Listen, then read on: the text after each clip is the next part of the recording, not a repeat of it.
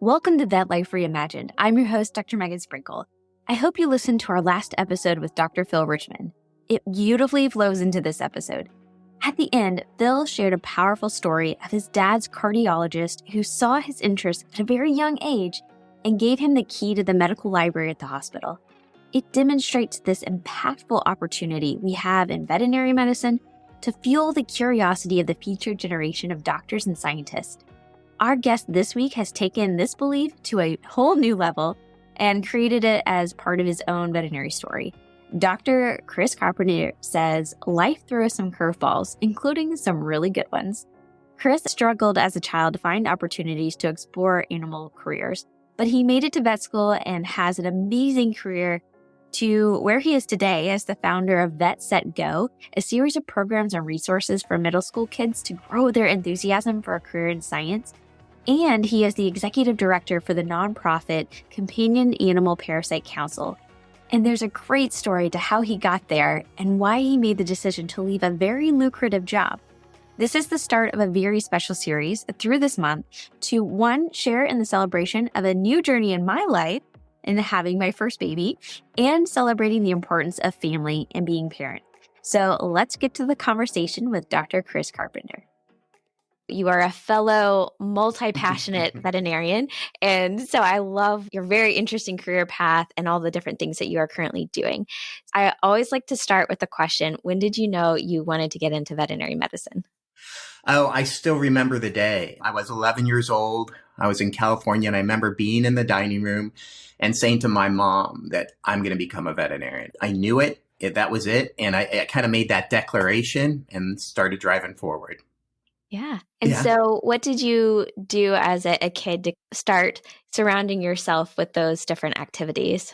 Well, it's kind of funny. It's kind of going to be a lot of the conversation we had today is that I really wanted to get that animal experience. And to be honest, I had a lot of barriers. I have to be honest, it was kind of a tough time because I had pets at home, but trying to get out and get experience, it was a real challenge for me. And it took me a while, maybe a couple years to break through. I did eventually, and we'll talk about that. But those first 2 years, I remember going, gosh, like, how do I get this animal experience? It was so hard. So how were you able to kind of find those experiences? Yeah, it's kind of what I now say with Vet Set Go is that once you get that first experience, it kind of leads to others. And it kind of makes a statement to others that you're dedicated, you're going to stay with it. And I think my first one was pet sitting. I don't even know if they called it that then, is taking care of one of the neighbor's dogs. And he actually ran a business where in Southern California, where he went to the Beverly Hills dog shows. And so I started working for his company, which didn't involve a lot of pet things, but led to a lot of contacts in animal health, well, especially in the dog community in Southern California. And that's how my experience started. I'm a military brat, so I moved a lot. And it wasn't long after that, I was moving to different locations. But again, once I had that experience and could share with people that I had done other things and volunteered, it's a powerful message to any other facility that you're really serious about this and you will do what it takes to become a vet. Yeah. As you were getting ready to go into vet school, what were you thinking going into vet school? Did you have an idea of what your career might look like or any memories from back then? Wow. I think for me, I probably at one point in my journey from that 11 years old to high school to undergrad, I'm certain I entertained exotics and such like most of us did. Oh boy, being a zoo veterinarian and such. But my experience was totally in the veterinary side in small animal. I got jobs at small animal facilities, especially through high school. And they always, as we were talking about, they just led to something else. I started way in the back, like I think most people did, in the kennel.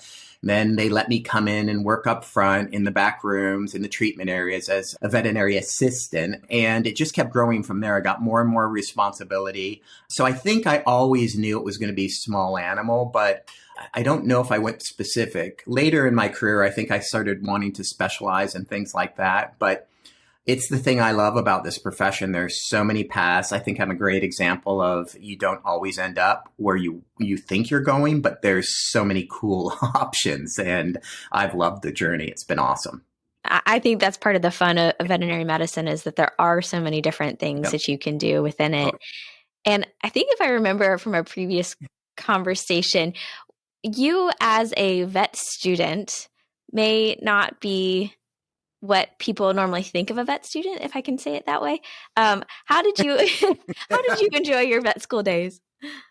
Yeah, how do I say it? The joke I always tell people, because I do a lot of work with companion animal parasite council now, is that I was easily, on my board was Byron Blackburn, who has been a professor there for decades. And I can tell you he easily would not have picked me in that classroom and say, boy, man, that's going to be a guy who's going to make changes in parasitology. And so veterinary school was work for me.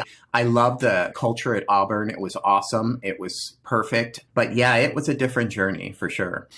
Yeah, thank you. That was, I liked that point because I think it's good to know that, especially if you're in vet school, and vet school was a lot of work for me too. I was studying all the time, and I don't encourage the studyaholic approach, but I mean, I had to work pretty hard. And so if you are feeling like, oh my goodness, how am I ever going to be a veterinarian? I'm really struggling with this. You can absolutely do anything you want to do. That is and I see where you're going with it. And it's the message I tell my, what did they say? You could be an example or a warning to other people. And I try to use this as an example for my daughter, who's now in her second year in mechanical engineering. And, she's facing what I would consider a vet school curriculum. I mean, it's an incredibly intense curriculum. And I say to her, I go, use me as an example. You may not get A's every time. Just no matter what, get through those classes, learn what you can. And remember, once you have your first job, no one will ever ask you your GPA again. Ever, ever, ever, ever. And I have to say, I'm the best example of that. I don't know that I was ever the most brilliant person in a class, but I was at the most kind of tenacious and stick to it as this. And I kept working and that kept going after vet school. I went and got an MBA. I thought I was done with school forever. And within 6 months, I was getting an MBA. So I think your career journey, especially now that we stay healthy for so long in our life, just keeps going and turning and meandering. And back to your original point, what I love about vet medicine, and we'll probably touch on this, but I have gone so many different places with this degree, probably more so than most people. And every place, the veterinary degree is respected and valued. I have definitely leveraged it. Yeah. You brought it up. So you said within 6 months, you are already in an MBA program. You're finishing vet school. What's going through your mind on, okay, what do I do now? And then how did that MBA come into it? Yeah. And so the way we started this, it's really interesting because you were asking, what did you think you wanted to be? What did you become? And mine has just been constant changing through my career. And I would guess that most people are like that. So back to vet school, when I was about to get out, I thought I wanted to become a radiologist in veterinary medicine specialty. And at that time, we had a doctor, Dr. Rocky Bigby, who was an equine surgical specialist sent to his residency by the U.S. Army, totally paid for. So, he kind of joked with me. Of course, they were going to accept me because it was free for them. And so he caught on as a equine surgeon, and he told me that the Army did specialties. And it wasn't just me. It was me and a few other of my classmates who did join the Army with me. And so I went in to the veterinary corps. At the time, they didn't have scholarships. They do now, which I think is awesome. But I joined that. And again, with the thoughts, I'll go 2 years. They had something where you stayed 2 years in the US, went 1 year in Europe, and then you came back and they paid for a specialty. And I wanted, again, to be a radiologist because they take care of all those military working dogs, and radiology is a big part of that. So that was my master plan. And once I was in veterinary basic camp, I still remember there was a fellow veterinary officer. He was reading a pamphlet. And I remember this. We were like a month away from graduating, and he's reading this pamphlet. And I go, what are you reading? And he goes, yeah, it's an MBA. I didn't even know what that was. Like, what's an MBA? He goes, it's a business degree. And he goes, it can really help you. We don't get taught business in school.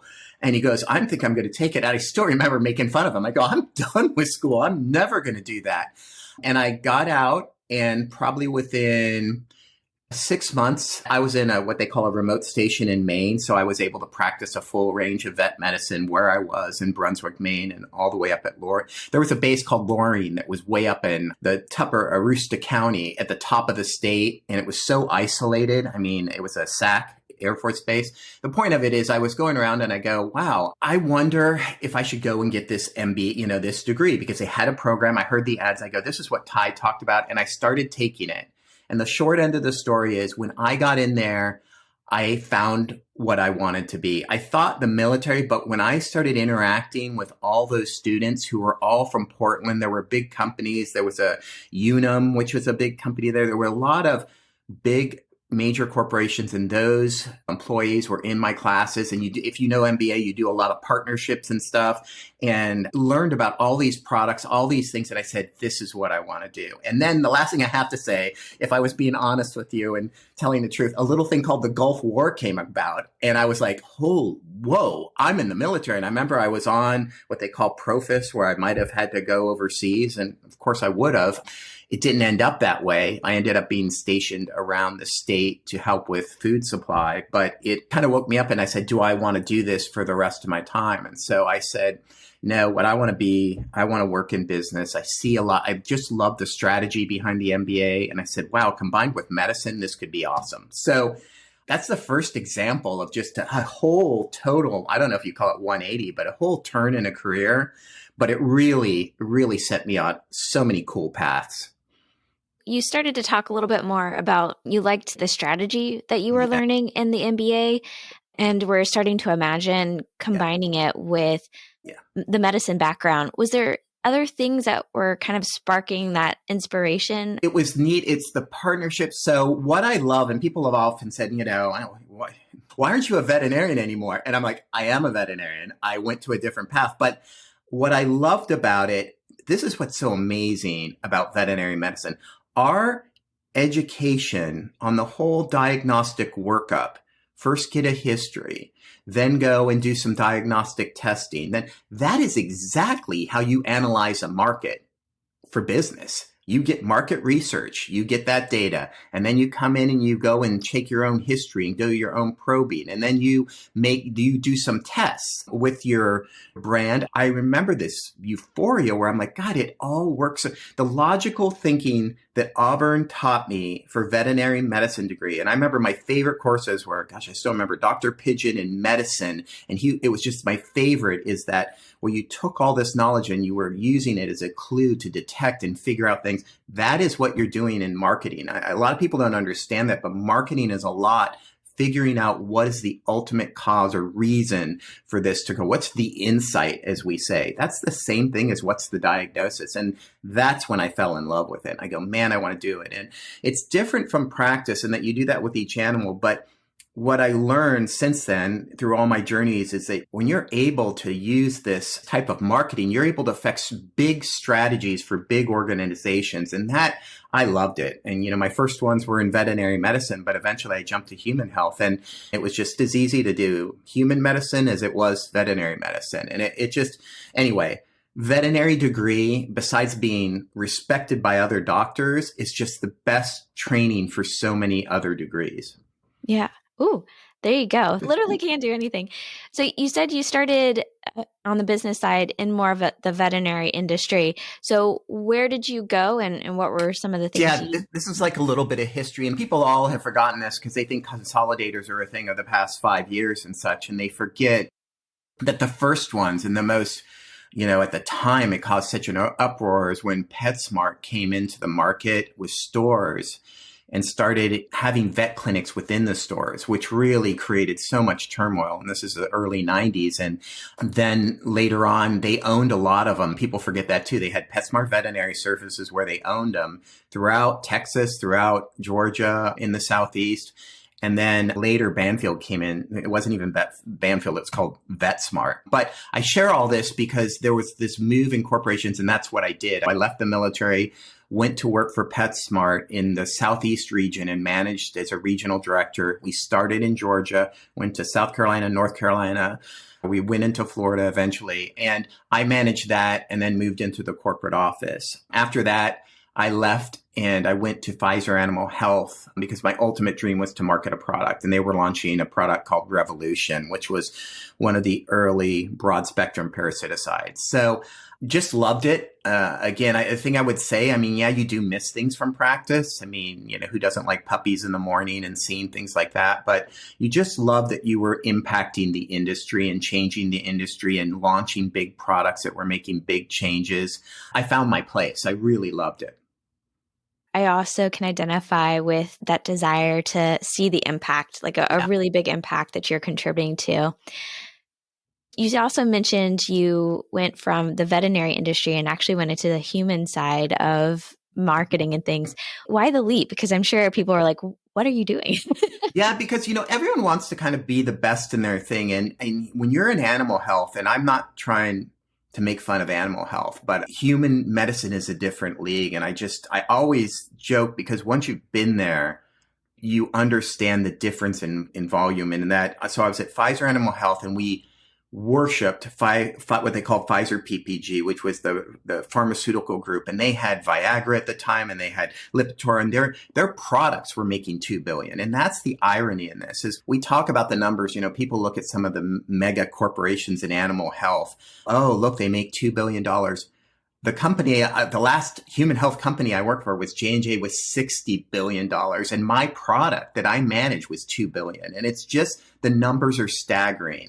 But so I wanted to perform in that. And also when you have money, you get to do more marketing techniques. The market research is even more involved. I got to do consumer insights testing that I don't even think is that much done in veterinary medicine even today. It just is a different league, at least I thought, and it was awesome. And so I wanted to do it. I did it for 10 years. So I jumped and I was actually, I should, if I was honest with you, I didn't jump. I was kind of nudged. I got married and my wife and I were both in Pfizer Animal Health, and we got home to a message on the machine and saying, Katie and Chris, Pfizer Animal Health is moving to New York. You can move up with us, or we're going to have to lay you off in 3 months. And so I was like, wow, welcome home. What is that saying? The honeymoon's over. And that was it. And here's the funny part. To live in New York was like 50% more cost. They had those cost analysis, but they were only offering us, I think, like a 10% raise. And I was like, man, we can't make this work. And so we jumped to human health for both of those reasons. We wanted to stay in the community of Westchester, Pennsylvania, and we wanted to try out human health. And I did that then for about 10 years. Went to AstraZeneca, worked in oncology, and then went to J&J for like 8-9 years and did all kinds of pain products, oncology products. And it's just a different world. I've learned so many things, and I hear people talk about it, and it's obviously they don't have the experience. And one of them, the classic ones, is the benefits of insurance to the pet health industry, which I'm certain there are some, but they haven't seen what it's done to the human health industry, where the decision has left the doctor and gone over to the insurance companies. And that's the path you follow. And so I hear those things a lot. I'm glad I did it. But what brought me home was I missed my profession. I did it for a reason. And I hit this point with J&J. And people, when I told them I was leaving, thought like I was walking off a spaceship with no oxygen. I just wanted to be back where I started and what my people were, so to speak. Yeah, it's not always about the money. No, it wasn't. And that was it. And so I had done it, and that's exactly it. It's so lucrative and such. And the other thing I would tell you is that everything has its culture, but as you bring in smarter and smarter people in it, the competition and the intensity, and I'm not saying it doesn't exist in veterinary corporations, but man, it was a new level. And to your point, I realized that the fit wasn't me. And so what I ended up taking, and I also then had a 3-year-old daughter, and I still remember this moment. I was talking to her on the phone.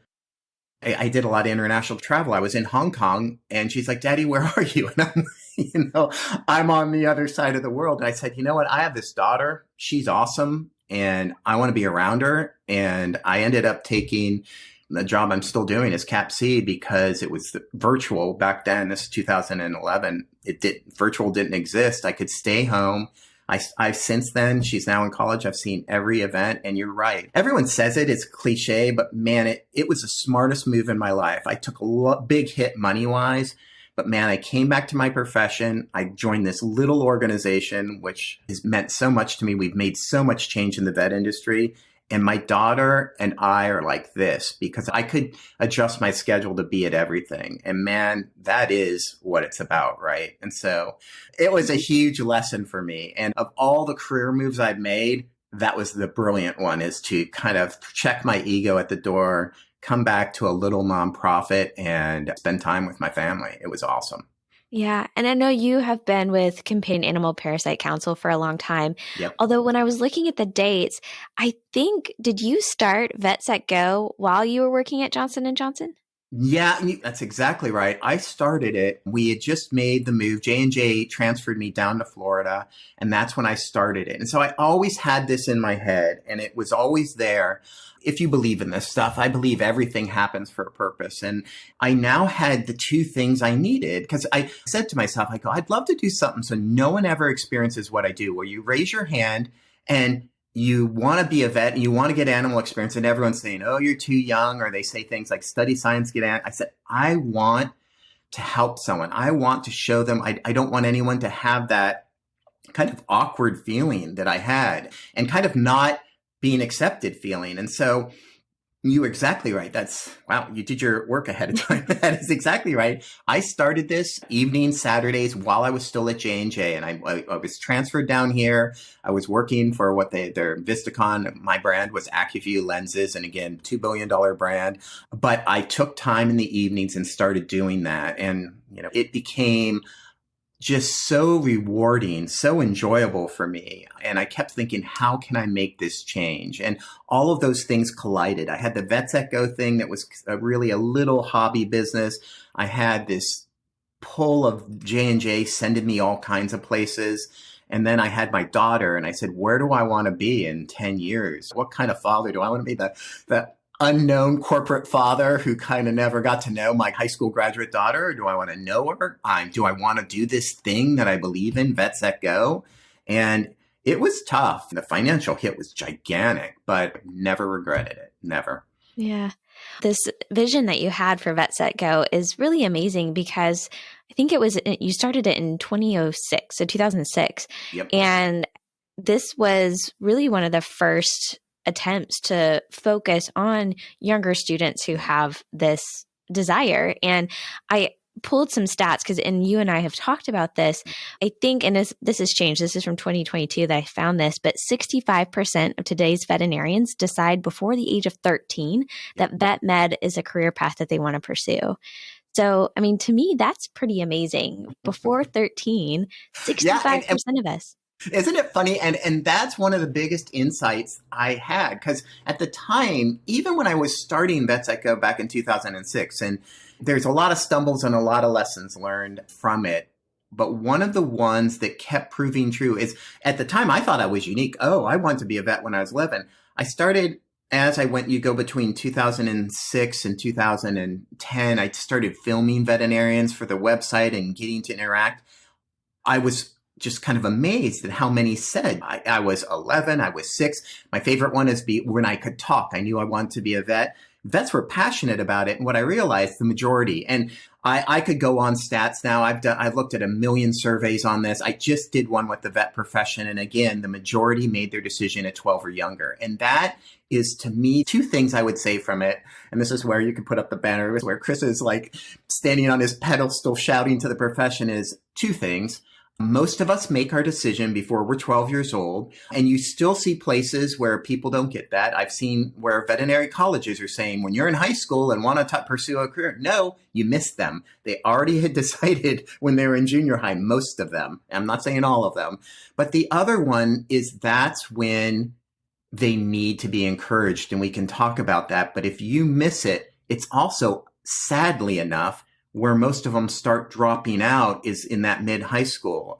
Jason Johnson did some work at LMU and started showing that if they don't get that belief, that mentorship, or that animal experience, they start fading away. And that is kind of the essence of what my message from Vets That Go has been. And I think people are more and more starting to hear it, but I'm so impressed that you caught that data, because that is the essence of our profession. We are a calling. And I love talking about that. We're a calling that attracts people who love animals when they're young, compared to these other careers. And I'm not diminishing them, but no one says I want to be a lawyer when they're 10. No one says I want to be an accountant or a marketing guy when they're like 9 or in middle school. I mean, it is just a profession drawn by love of animals. And man, you just have to love that about our profession. I just love it. Yeah. And I think I shared this with you. It was more of a confession because I do remember a period probably soon after vet school, maybe around vet school, where, it's usually little girls, probably because I'm a girl too, but that they're like, oh, I want to be a veterinarian. And during that period, I'm like, sure, let's see in a decade if you're really there. But that's such a really sad mindset because I'm one of those as well that also knew at their age that I wanted to do this. And I went and I got experience to try to continue to build that because I was just so excited by it. And I think that's it. It's like, it is drawn from a love of animals, but there's a genuine enthusiasm behind it, which is just really inspiring. That's what's amazing. And listen, a lot, as I mentioned, can really get disgruntled and walk away, or I should say disenchanted because they can't, like I didn't find that, but there's a lot who are just relentlessly determined. And, it's one of the messages I say to parents is that don't take it lightly. Your middle school child, and sometimes as early as 9 or such, if they're saying they want to be a vet, it's for real. They're going to follow that path. They're going to explore it. They want to go work in the stables. They want to get that animal experience. Encourage that. And because I do agree with you. I mean, it's hard to describe to someone who didn't have that when they were younger, but I remember how I felt. I'm like, I'm going to become one. There was this conversation too when I was younger. Everyone was saying, I remember even when I was in high school working for a vet, he goes, oh, veterinarians, they don't make much money. And we're overcrowded. We have too many of them. And I was like, I remember thinking in my mind, I don't care. I'm going to be this because I want this role. And the passion is off the charts. Like you said, you've done a lot of surveys and research on this. What have you found is one of the best ways to make sure that we are supporting kids at that age to continue to fuel that inspiration and keep them interested to stay on the path?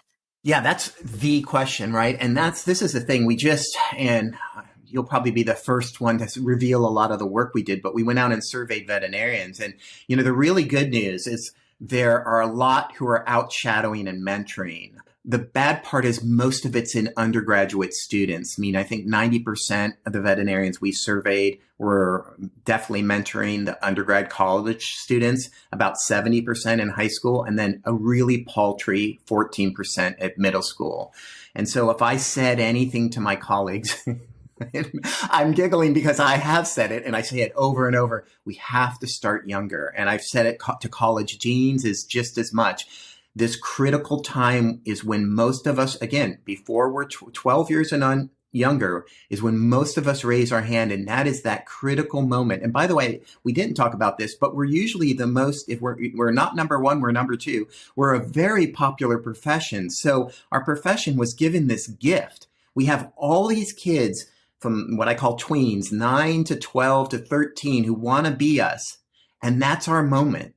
And if we can just bring them in and mentor them or acknowledge them and show them that we want them too, our profession will have so many applicants, but a lot of them aren't right now. The practices are focusing on, again, only 14% are bringing middle school in. And I share this, and yes, it might be a different shadowing opportunity. You might do it with your clinic closed and just give them a tour, or maybe bring in one of the staff's dogs, very friendly, golden or something, and do a physical. But that, I don't know what to call it, encouragement, acknowledgement. If someone would have brought me in for a tour of vet clinic, it would have changed my life. And that's what I would say to them. It doesn't matter how small. I work a lot with a few shadowing doctors. One of them, Dr. Stephanie Jones in Fort Lauderdale, and her favorite saying is they just want to be there. And that's it. They just want to be next to you. You don't have to plan a curriculum. And so that would be it. It's that middle school is the time. If I could write it on every Vet Set Go page, middle school is when we need to talk to them, because we could really and rapidly change the situation with our profession, and we could have a lot of vet students coming through. So that's it. I'm off my pedestal now. I won't shout that out anymore. Oh, no, I think this is great because this is a place where anybody can contribute. I know when I was at Royal Canin, we actually worked, now this was high school, so we're still a little late, but we found a high school and we worked with them Yeah. they had a career day, and the whole day and it was a girls' school, so these girls would go to different businesses around St. Louis, and we volunteered to be one of those businesses. So they came into the office. There were like a lot of them, like 30 something girls that would come into the office, and we take them in, and we had the whole thing set up where we talk about, this was my passion because I love all the different types of careers you can do in veterinary medicine. So we'd have Yep. a little session on that. We'd bring in one of the office dogs and do a physical exam, and we did all those things, and they just absolutely loved it, especially when they could get around an animal. That was like when we surveyed, and they're like, what was your favorite part? It was like the dogs, of course. But I mean, so even in industry, you can do a big step there. And then I think this is something we talked about too, when it comes to shadowing, even if it's part of an open house where you're technically not taking patients at the time, right? Yeah.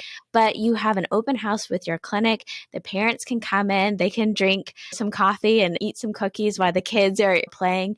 And it is such a wonderful thing, not only to give back to potentially the future generation, but I mean, it's a business opportunity too, because you get to know the community and you build those relationships. Yep.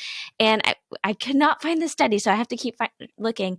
But there is research that shows when you do something for someone's child, it really reflects on the parents. Like they really appreciate it when they see someone really going out of their way to do something special, like give them attention and show them what it's like to be a veterinarian.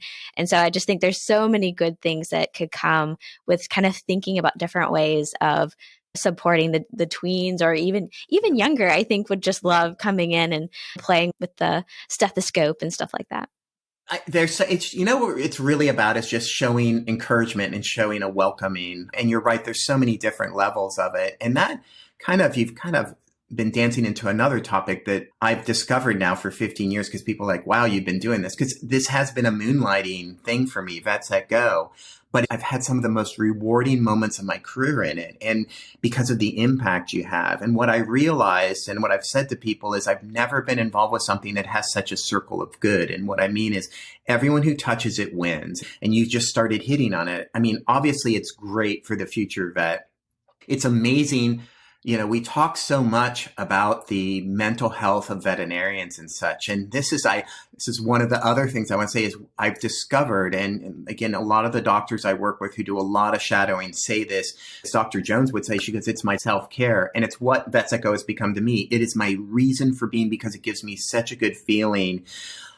And here's why. I'm not a psychologist, but what I can say, obviously there's the good you do for someone else. But here's the thing about working with future veterinarians.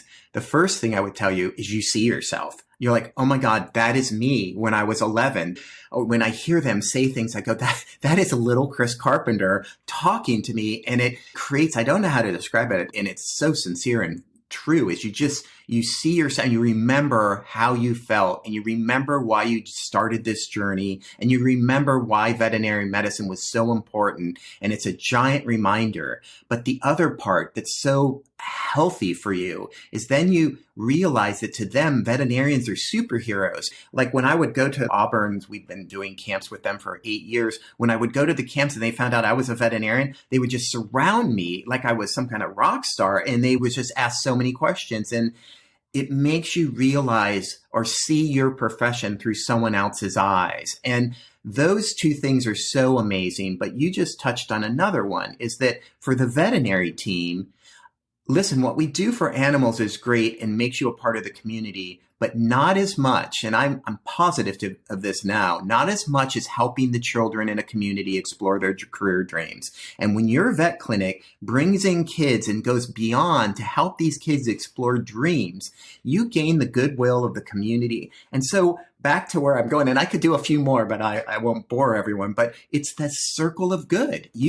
Everyone's winning in it. The vet team wins, the veterinarian wins, the hospital wins because they've gained almost a free marketing program in the community. But most importantly, these kids now, instead of being told, like I was, study science, get animal experience, I swear to God, I heard that from a couple vets when I was that 6th grade Chris trying to get a job. And I think it's them bringing them in. And, I'll go even further. Even an open house is great. But even if I always tell them, give them something, show them one thing beyond. I always say, give them a book that's your favorite. It can be the Vet Psycho book, or it can be an anatomy book or something, and say, look, I want you to see this. It was important to me as a kid. It will be important to you. That itself is so much more than saying, go study science, get animal experience. And that's what we need to do. And I do recognize practice is busy. I do recognize it takes a lot of time, but I will say this will benefit you and your team and your business as much it will benefit them, and it's worth it. It's totally worth it. Yeah, I'm glad you brought up your book, so I want to make sure to do that. I actually have it on, which way do it's on my back shelf somewhere. I can't point to it backwards. But I think that is a great tool. Is there are books there. I've had someone on who's written children's books, like really little children's books about what does a veterinarian look like and all of those things. And I think that is great. If you're trying to find resources, I think these books that allow them to kind of explore it in their minds. And it's just a constant reminder that, oh, wow, it's real. I'm seeing this in a book. These are some steps to help me get there. I know the book talks about shadowing and all sorts of different things that you can do. And then your anatomy book, you didn't quite go into that. So you actually have found that it is not weird. These kids like looking at anatomy books. So you've actually even created a book as well on that, I think, correct? Yeah. And so here's the thing, it's funny and it's a good thing. But one of the things I say whenever I present to classrooms and such, or take vets that go out on the road, is I always say to the parents and the kids, I say, a lot of kids love animals. It's the kids who love science and animals that become veterinarians. What I've learned is you don't need to say it to this group, because when they raise their hands, the desire to learn about science, and I try to share it with a lot of the companies who work with Vets That Go, is that you don't understand. They want to learn at a technician type level. Their thirst for knowledge. And it started when I would hold contests every year for these camps, and I would get hundreds of entries. And all I asked them, in marketing, we call it an open-ended question. I just said, tell me your story. So what's ever important to them came up first. And I remember the first year, I read an entry from a student and she ended up winning. And she goes, one of the best gifts I was ever given was the veterinary technician anatomy coloring book. Well, I go, man, that's a unique child. It wasn't. Over the years, and I did it 8 years, I can tell you almost 10% of my entries, they mentioned anatomy coloring books or other similar books that they got as presents. And their desire to learn science is best illustrated by one time someone wrote into one of my websites in one of the articles where I was teaching them about snakes, and I was going through surgery on a snake. I said, hey, snakes only have one lung. And I remember the child wrote in, this is so cool. I now know more about snakes than anyone in my classroom. And I thought, man, that is the perfect comment from a future vet who wants to be within their family and their classroom the expert on animals. They just have that desire. And so it's a neat insight. Think about this. I'm going to take a step back. Now, think about what I just said, and think about all the efforts we do to educate clients about things like cats need annual checkups. You need to make sure you have your pet on parasiticides every year or tested every year for vector-borne disease. Think of all we do. And then you look down and here's this group that is thirsty for science. And what I say to people, why not, with this leverage, teach them basic science, anatomy, as you mentioned. So I created an anatomy book, but they want to learn everything they can. And here's the other thing I'm going to throw on top of that. I've surveyed, when I would go to these camps, I'd survey these parents of these middle school kids. And when you survey them, the majority of them say that their child is the primary caregiver of the pet. They do all the feeding, they do all the walking. If this child loves science, and this is the time to teach them. And here, I'll close this point. Even if they don't become veterinarians, and as you mentioned, many may go into different areas of the veterinary career. Many may go into different areas of science. A lot of my contest winners have gone into like marine biology and such. It's still a win. A lot of them are female, and I think it's so awesome. I believe in STEM science for anyone. I think it's the greatest opportunity. But here's the other part. We as a profession with these future vets can train the future while they're thirsty for science, all these important things that we wait to try to teach them as adults, such as the importance of, or the dangers of heartworm disease, the importance of feline health checks. This group wants to learn. Why not teach them? And so that was a long kind of dialogue to get to that point. But what I've realized is you don't lose with any outreach. Yes, they may not become vets. They may go into another STEM science. Yes, they may not go into science, but they're going. Here's what I always tell everyone who works with me. They're all going to become pet owners. Everyone I talk to on Vets Echo will have pets throughout their life because they'll never lose their love of animals. And that's why I've loved this, because, man, it's just, there's just such a lot of good that it does, no matter what the outcome with the student, whether they go to vet school, whether they go into vet profession, whether they go into STEM science, or whether they just have pets. And here's the last thing. I could keep going. I warned you about this, but here's the thing. Think about my memory, but think about what all these kids through Vets Echo that I've sent books. I've given out 25,000 books because of sponsors, free to kids. 25,000. Think about how they feel about the profession. And going back to my marketing experience, a brand isn't just a color code and a look. It's a feel and an emotion you feel with the brand. Think about how they feel about the veterinary brand when they think about how they got a free book, how they got invited to a clinic, and how the veterinary profession embraced them. Even if they don't become veterinarians, if they remember that as a pet owner, our profession in 20 years will be so much better off because we did this outreach. I mean, the potential for this is so important.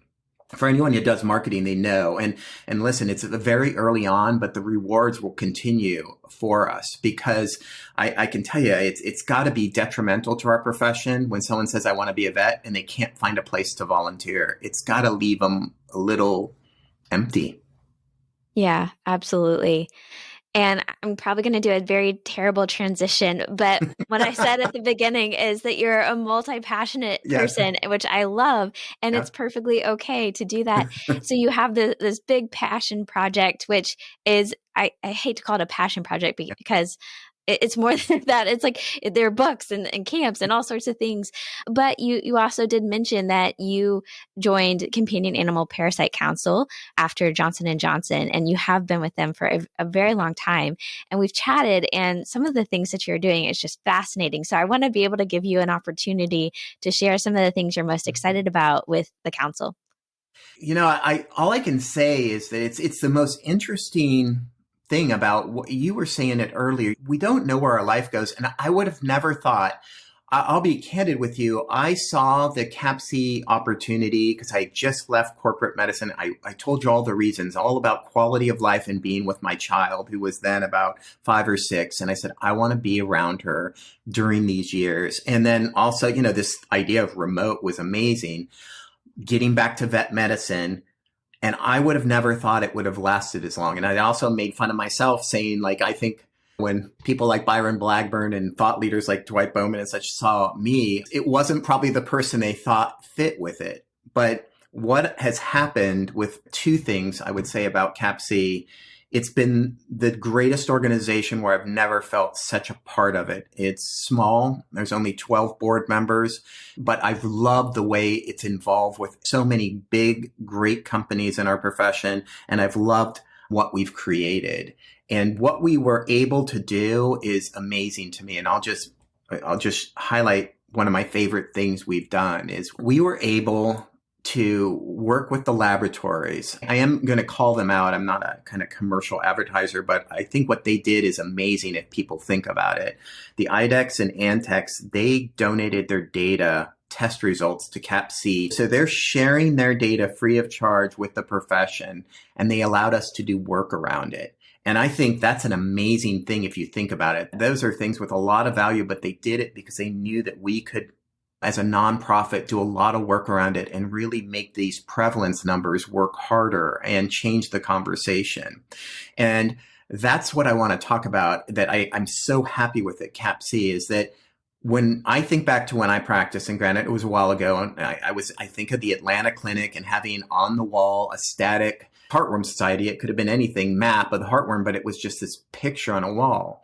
And CAPC recognized back in 2012 that if we could change the conversation and make it a lot like what were our brand new iPhones at the time, and talk about people about recent data in their local community. Because when I used to practice, I used to say, hey, heartworm is, look, you can see the red. Oh, it's not bad in my area. And you still get that. I know practitioners still hear that because my dog doesn't go outside or we live in the mountains, and they have all kinds of reasons. But when it's in your county and you can say how many cases happened last month, it's so much harder for someone to say it. So we said we're going to share what we called local and timely data. The other thing we started was forecasting. And this is what I'm most proud of. CAPC started working with a forecaster, Dr. Robert Lunn in Clemson University back in 2012 to forecast parasites. And it was funny. I remember our first phone call and he was like, how do you say this? Ehrlich? And he didn't know how to say ehrlichiosis. And I was like, oh no, we're in a long journey. And it has been a long journey. It's been now 12 years. But our forecasts are amazing. The weighted correlation, I mean, we're spot on. We have 8 publications on it. But here's what I'm most happy about, what we're doing for practices, because we now have the ability to forecast every county for right now 4 major diseases. The next year it will expand and give that data to hospitals to use. Meaning, like if I were at hospital ABC in St. Johns County, I'm not just saying, hey, you should come in for heartworm prevented. I'm saying we are forecasting this month, you are going to have 7 new cases of heartworm. Heartworm is a devastating disease, can be fatal, and all you have to do is put on prevent. It changes the conversation so much so that we've done a lot of tests with hospitals, and we know that these local forecasts, sharing the threat in your local area, increases visits by 56% and purchases by 70+%. It truly motivates people to act. And that's what it's all about. I mean, I love it because we're now using big data. We now have hundreds of millions of tests, and we go through a big analysis every year to do a forecast. Think about a forecast for every county in the US for 4 diseases. Right now, we're going to change the process, but it takes 14 hours in Amazon servers to do each forecast. I mean, it's amazing crunching of data. We're going to improve that. I just love that this little organization where there's me and a part-time person and a lot of volunteer board members, we created this. And I love the change it's making in the profession. It's the use of big data. And I can see where the veterinary profession is going. Is no longer are you going to have these blanket open conversations. You're going to be able to talk to people and say, we know you live in this county, and here's the risk. Let's bring it up for you. The future is really exciting. And, jumping back to where you started, I'm just so excited we did that. It took us a long time. We were little, but for 12 years, we've marched forward. And now we have 4 different statisticians working with us. We have parasitologists, as you know, from across the country. And it's a cross-college, cross-discipline, meaning statisticians combining with parasitologists and veterinarians all working together. And we just are this awesome team now. And back to where we started this. Maybe, I don't know if I'm trying to close my interview, but I'm bringing this full circle. Never would have thought this was where I would be. So grateful for it. It's been here 12 years, and CAPC has been amazingly rewarding. And the impact we have had, back to why I jumped into marketing, not that I wouldn't have had impact on lives as a practitioner, but I think I've done something with this board that's really good for the profession. And I love it. I just love it. And I can see how some of these elements that you were discovering that you enjoyed have come into this, like working with the big brands. Yes. And this is your product that you're marketing and selling and making bigger and better. The impact, like all of that is kind of coming together into it. It's been great. And it's just funny because back where I realized at the start of this where you were going with it, and it's true. Like now I laugh, and now it's a funnier joke.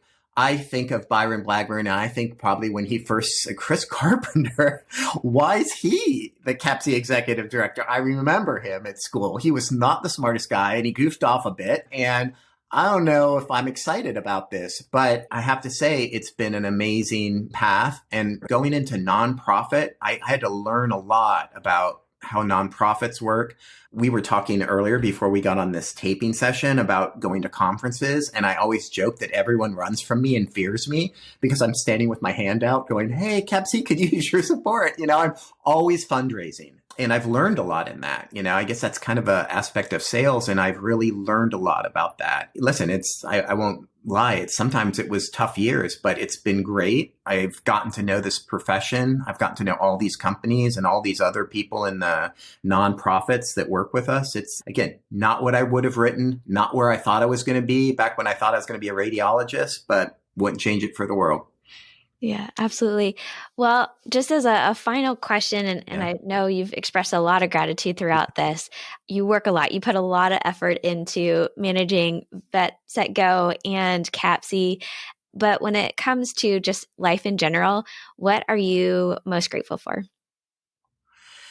They're the obvious ones that I think most people would say. Family. And I think, this is crazy to say. Know this. I stayed single a long time and got married late in life. And I was like, oh my God, who would do that? I really was thought single forever. I'm going to hike and I'm going to do all these adventures. But when you have a child, I don't even know how to describe it. You think you know love, but you don't. And I always say it's much like a sliding glass window, in that I used to see my sister and other people who had kids and they would talk about them forever. I'm like, oh my God, God, quit this. Like, we go home for holidays, but then I got it. I don't know how to say it. And I was on the other side of the glass and I was like, oh my God, they're everything. And that understanding that, learning that relationship and that love and that relationship with someone, it's obviously the most important thing in life. It's easily what matters more than anything.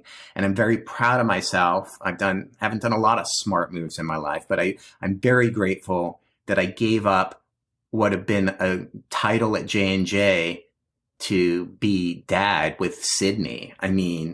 So that's what I'm most grateful for. Again, I'm not pretending like Chris has the right answers all the time, but that one I got right and never regretted it, never ever. And I think it really, it will be the thing. It is the thing I turn to, whenever you have those tough moments and stuff. I think about what are the things I have. And I think that is the thing that it's fantastic. And even to this day, just being able to talk to her like she's my best friend. It's awesome. I hope you enjoyed this episode. I am very excited for this month of episodes. I hope in every episode you see the human behind the professional and feel a sense of community, passionate people here for you. Don't forget to register for our giveaway this month. We are giving away children's books written by veterinary professionals. You can give them away to a child you want to encourage. You can even keep them in your waiting room for people to enjoy during their visit. And a huge thank you to all of our sponsors this month. Our May sponsors are Dr. William Tancredi, who writes an amazing Substack, Dr. Chris Carpenter with Vet Set Go, and Vet Badger, a practice management software created by working veterinary parents. Links and resources are in the description below. As always, make sure you give love to our sponsors. And until next time.